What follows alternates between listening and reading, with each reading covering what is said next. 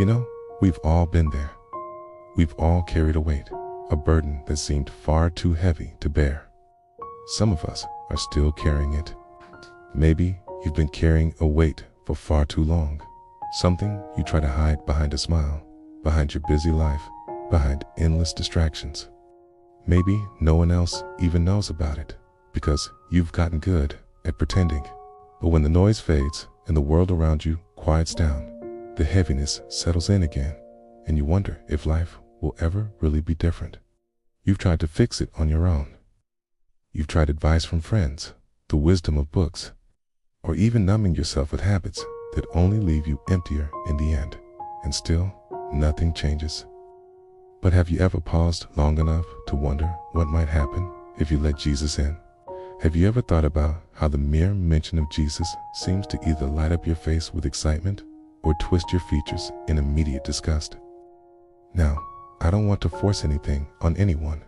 You may know Jesus, you may not. Regardless, I invite you to consider a perspective that you might not have considered before. Here's the idea. Jesus is not a threat. He's not out to condemn or judge you. Actually, he's after one thing: to bring you home. Do you hear that? He wants to take you home. Your home is not a physical place, but a place in his heart. It's a place of belonging, acceptance, and overflowing love. Okay? Can you imagine a love so big that it sent its son to seek you, to find you, to die for you? That's not a condemnation waiting to happen.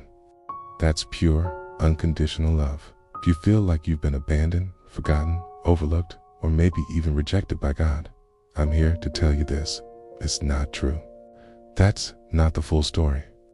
The story ends at the cross, where Jesus cried out, "It is finished." Finished. Finished. Is your sin finished? Yes, because Jesus dealt with it for you. Is your condemnation finished? Absolutely, because he took the punishment for you.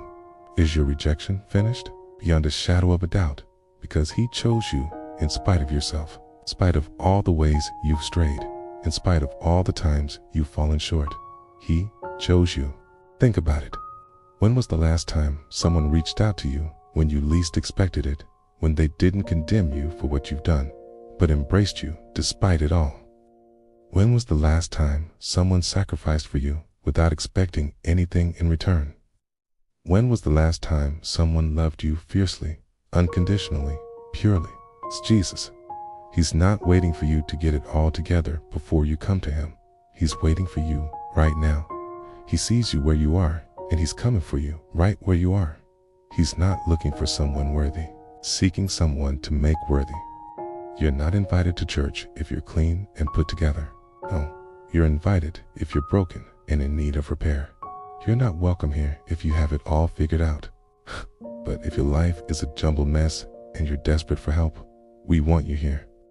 Jesus isn't here to shake his head and point out what's wrong with you. He's here to mend your shattered pieces and restore your life. He's not here to condemn you. He's here to save you. He doesn't want you to live in guilt and shame. He wants you to walk in freedom and peace. He doesn't want you to hide behind a mask. He wants to see your tears. He wants to wipe them away and replace them with joy. You see, Jesus isn't just a name. It's a person with a heart that beats with compassion. He's not an idea to ponder. He's a friend who waits patiently for you to call on his name. He's not a myth to debate. He's the living embodiment of love, the epitome of sacrifice, and the victor over death. And the good news is, he is coming after you. He's coming after you with open arms, ready to embrace you. He's coming after you with a heavy heart, ready to take on your burdens. He's coming after you with a healing touch, ready to soothe your wounds. He's coming after you with forgiveness that cleanses, with love that strengthens, with faith that empowers. He's coming after you not to judge you, but to liberate you. Not to condemn you, but to set you free. Not to reject you, but to accept you. To welcome you, to embrace you, to call you home.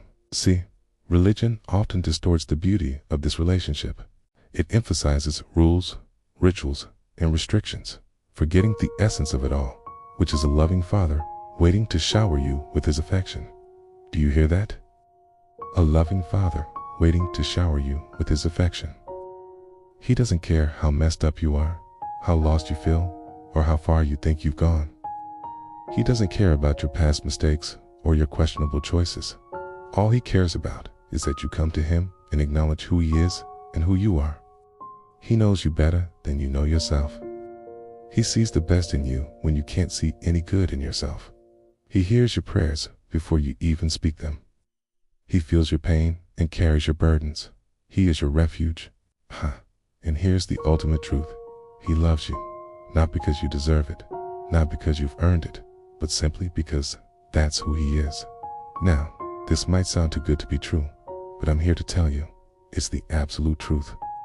In a world where you're constantly judged, criticized, and misunderstood, Jesus offers you unconditional acceptance. He doesn't wait for you to become perfect to embrace you. In fact, He came for the imperfect, for the broken, for those who feel lost and far from God. You know, the Bible tells a story about a man named Zacchaeus. Zacchaeus was a wealthy tax collector, someone society looked down upon. But that didn't stop Jesus. When Jesus heard about Zacchaeus, He went looking for him. When Zacchaeus saw Jesus approaching, he was scared, ashamed, and didn't know what to do. Guess what? Instead of condemning him, Jesus invited Himself over to Zacchaeus' house. Imagine that. The Son of God knocking on the door of a man society rejected. What did Jesus do next? He didn't preach at Zacchaeus or talk down to him. He ate dinner with him, shared laughter and stories, and showed him kindness and warmth. That's who Jesus is. He doesn't distance Himself from the mess. He comes right into it and cleanses it with His presence.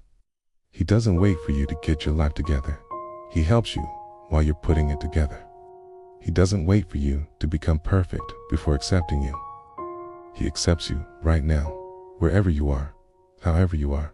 So if you're struggling, if you're hurting, if you're feeling lost and don't know what to do, if you've been trying to hide behind a facade, it's hiding your tears behind a smile, your pain behind a laugh, your struggles behind your achievements. Stop for a moment, breathe, and realize this. Jesus is not waiting for you to get your life together before you come to Him. He's waiting for you right now.